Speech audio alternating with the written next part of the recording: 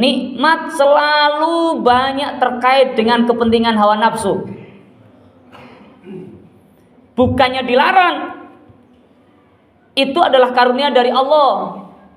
Namun segala sesuatu yang terkait dengan hawa nafsu, kesenangan hawa nafsu, pemuasan hawa nafsu, jika tidak dibimbing oleh Allah Subhanahu wa taala, maka akan menjadi laknat. Berapa banyak orang berharta triliunan, tapi hartanya bukan membahagiakan dirinya, tapi hartanya justru menghancurkan dirinya.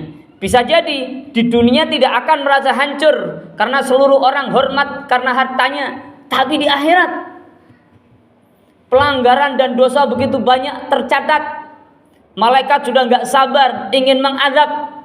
Ini berarti hartanya menjadi laknat, bukan menjadi rahmat. Kenapa ayyuhal hadirun asadakumullah? Karena rahmatnya Allah itu diumpamakan oleh para mufasir seperti cahaya. Seperti cahaya yang menerangi kegelapan. Kita dalam perjalanan dalam suatu tempat dan kondisi yang begitu gelap, kemudian ada cahaya, kita bisa meneruskan perjalanan kita. Maka itu seperti rahmat dalam kehidupan kita. Orang punya harta yang begitu banyak, tapi karena dia ingin hartanya menjadi rahmat, menjadi cahaya yang bukan hanya menerangi ketika itu saja, tetapi yang akan memandu perjalanan hidup dia sampai husnul khatimah. Itu rahmat. Maka dia tidak menggunakan seluruh hartanya untuk melampiaskan hawa nafsu saja, tapi dia gunakan untuk kepentingan-kepentingan yang diperintahkan oleh Allah. Ayyuhal hadirin asadakumullah. Kalau kita kaji beberapa ayat dari Al-Quran, maka kita diberikan cara oleh Allah Subhanahu wa ta'ala agar setiap hamba muslim diberi rahmat oleh Allah. Dalam surat An-Nur ayat 56 Allah sampaikan, wa aqimus shalah wa atuz zakah wa ati'ur rasul la'allakum turhamun. Yang pertama, ternyata cara yang digunakan oleh umat Islam atas perintah Allah agar mendapatkan rahmatnya Allah adalah wa aqimus shalah. Jangan pernah sekalipun meninggalkan sholat wajib 5 waktu. Mau sakit, mau lapang, mau sempit, mau kaya, mau miskin, mau pejabat, mau rakyat, mau konglomerat, atau tak punya apa-apa, tidak mempengaruhi, tidak bisa menjadi rukhsah, menjadi peringan untuk kita meninggalkan sholat. Kalau orang tua kita sakit sampai tidak bisa berwudu, anak-anaknya yang memberikan air wudu untuk beliau. Kalau tidak boleh kena air, anak-anaknya yang mentayamumi beliau. Kalau tidak tahu karena sudah mungkin setengah sadar setengah tidak, anak-anaknya yang mengingatkan beliau, Pak, sudah jadwal sholat, jam sholat, yuk kita sholat. Meskipun tidak bergerak, tapi hatinya bergetar berzikir sholat kepada Allah. Begitu pentingnya ayyuhal hadirin asadakumullah, sholat ini menjadi penyebab rahmatnya Allah.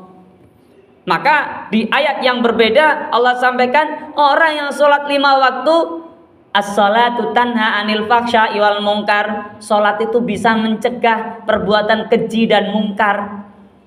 Itu rahmat. Tidak sedikit orang-orang yang diberi jabatan menyelewengkan jabatannya.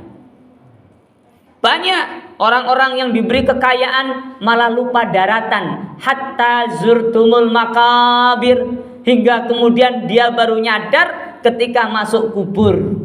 Naudzubillah min dzalik. Ayyuhal hadirun asadakumullah. Berikutnya Allah sampaikan cara kedua. Setelah wa aqimus shalah wa atuz zakah, keluarkan zakat. Zakat ini bukan hanya zakat fitrah, Tapi itu juga zakat mal. Kalau kita terlalu fikih minded, semuanya serba dihitung dengan fikih, bisa jadi banyak di antara kita yang tidak cukup nisab. Karena zakat mal ada hitung-hitungan nisab. Kalau 1 tahun bisa mengumpulkan uang seharga 80 gram emas, baru wajib. Tapi apakah demikian dalam Al-Quran?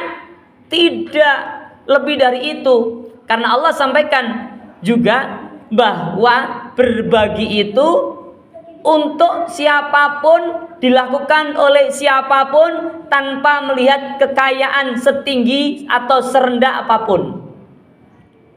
Dan itu diingatkan di awal-awal surat Al-Baqarah. Dzalikal kitab la raiba fihi hudal lil muttaqin alladzina yu'minuna bil ghaibi wa yuqimuna sholata wa mimma razaqnahum yunfikun. Berinfak. Bagaimana eksekusinya ayyuhal hadirun? Caranya kita didik, bukan hanya diri kita tapi keluarga kita, anak-anak kita. Yang pertama, tadi kita arahkan untuk terus sholat. Mau kondisi apapun sholat. Subuh ada yang belum bangun, bangunkan. Kalau udah gede nggak mau bangun, siram dengan air. Kalaupun marah, marahin sendiri. Karena kita orang tua punya kewajiban, ku anfusakum wa ahlikum naro. Jaga dirimu dan keluargamu dari api neraka. Yang kedua, berbagi. Kalau toh nisab nggak cukup zakat, maka infak, sedekah, hibah, hadiah. Banyak yang kita bisa lakukan. Cara gampangnya, nak, ini bapak kasih uang 10.000. Jangan semuanya untuk jajan. Sekian persennya, yang 3.000 atau 4.000 atau 2.000, kamu terserah ikhlasnya berapa, bagikan ke orang. Kalau nggak ada orang, dibagi masukkan ke kotak amal di masjid atau musola ketika kamu sholat duha waktu istirahat sekolah. Begitu ayyuhal hadirin asyadukumullah. Kita harus ngomong, harus bicara. Tidak boleh semuanya kita serahkan dengan guru-guru kita, guru-guru sekolah. Tapi peran orang tua harus lebih kental, lebih kuat. Karena yang dimintai pertanggungjawaban nanti di akhirat bukanlah para guru, tetapi orang tua. Ku anfusakum wa ahlikum nara. Ayyuhal hadirun. Lalu yang ketiga apa? Wa atiur rasul. Taati Rasulullah. Kalau ingin dapat rahmatnya Allah, bukan sekedar sholat 5 waktu, bukan sekedar berbagi, tetapi juga mentaati Rasulullah Muhammad sallallahu alaihi wasallam. Taat kepada Rasulullah artinya selalu menilai perbuatan dan kehidupan kita tiap hari ini kira-kira sudah berkesesuaian atau belum dengan kebiasaan Nabi Muhammad sallallahu alaihi wasallam. Bagaimana Rasulullah memaafkan, fa aslihu baina akhawaikum. Bagaimana Rasulullah membantu permaafan saudara-saudara kita yang mungkin saling bertengkar. Bagaimana Rasulullah selalu mengingatkan bahwa kehidupan ini bukan yang akhir di dunia ini, ada kehidupan berikutnya. Bagaimana Rasulullah selalu mengingat Allah, bahkan perintahnya dalam surat Al-Jum'ah, perintah Allah, setelah kita sholat Jumat, fantasiru fil ard, silakan menyebar, mencari penghasilan di muka bumi ini, wadkurullaha katsiran, ingat Allah yang banyak. Masya Allah.